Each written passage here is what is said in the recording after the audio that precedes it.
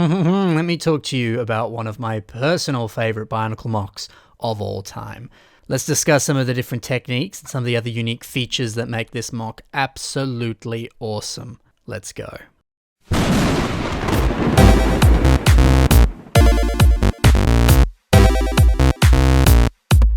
So Mitch Phillips built this MOC, Udaar, and I just adore it. The textures and the unique organic shaping that he's pulled off on this MOC are just like next level, and it's incredibly impressive to look at. It's one of those creations that you look at and you question whether or not it's Lego, and I think when you can do that with Lego bricks, you've really done something special. It's insane to see. So this MOC features a lot of these different tubing and hose element pieces, and this kind of creates this brilliant, like alien sort of otherworldly humanoid form for this character.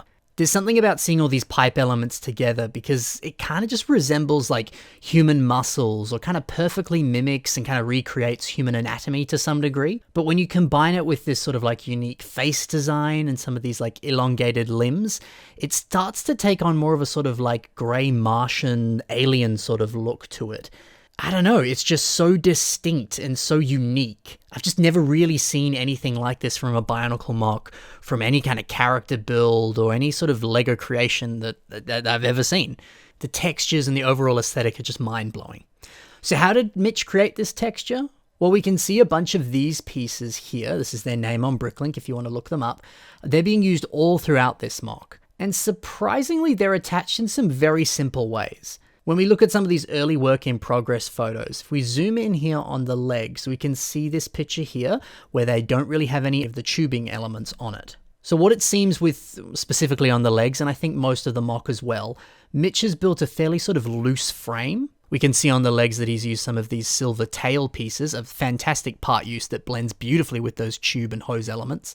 And then once he's built this fairly loose frame, we can see specifically on the legs that he's just kind of wrapped it around the different pieces and then actually attached them into the sort of bottom of the feet there. And then when we scroll up a little bit further, we can see how it's being attached sort of further up on the leg, just with some of these black T pneumatic tube pieces. It's pretty simple and pretty impressive despite the simplicity. I don't know, when I first looked at this MOC, I got the sense that it was a lot more complex and that the designs and techniques were going to be really hard to understand.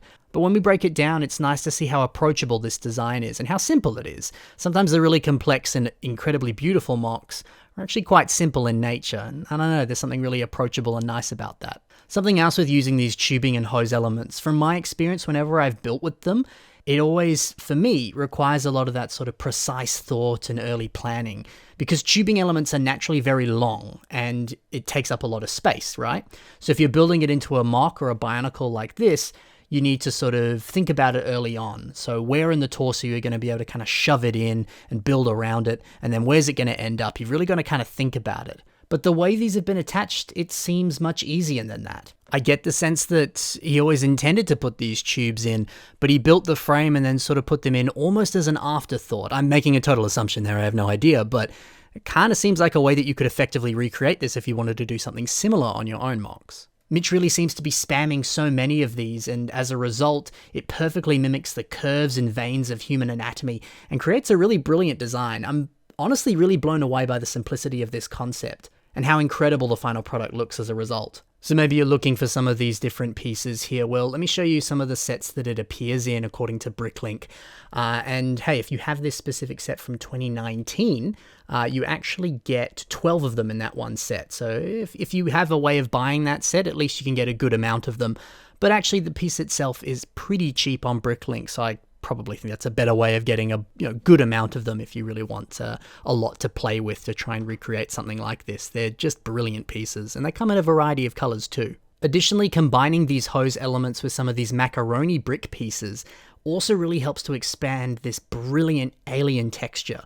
Seeing the pattern that they create on the torso there is exquisite. There's something so unique about that. Oh, and here's the name on Bricklink if you also want to get this piece.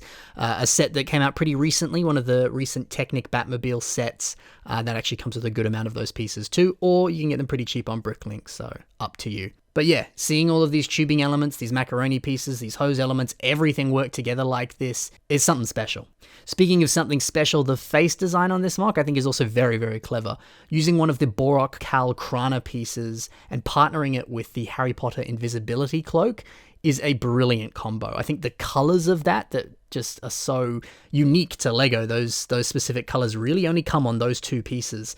Seeing it on this mock just perfectly complements this otherworldly look of this character. It's so distinct, it's so quirky, it's just awesome. Now, I had the pleasure of seeing this in person at Brick Fair, and so I was able to kind of take a look at a few different angles of this mock here. So when we take a look at the back of the head, we can see that Mitch has built a very unique eye design here using a red minifigure whip piece. Now, I'm not too sure what the reasoning for using this was, but I kind of like this. There's something about the fact that the eye goes all the way to the back of the head like that continues to explore this unique alien otherworldly design of this character here. So I don't know, it's unique, it's cool, I dig it, I like it.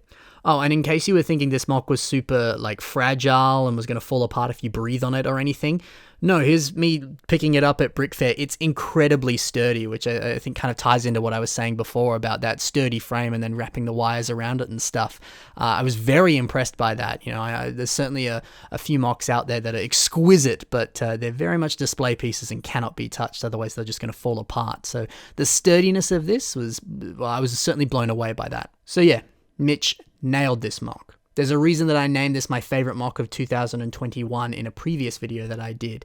So hey, if you aren't currently following Mitch Phillips, or Gamma Ray as he's also known, on Flickr and Instagram, you should be. There's links to his stuff in the description below, so please give this man some love, he absolutely deserves it. Stay tuned for more videos like this if you enjoyed this one, guys. I've got a bunch of stuff like this planned, so stay tuned and get excited.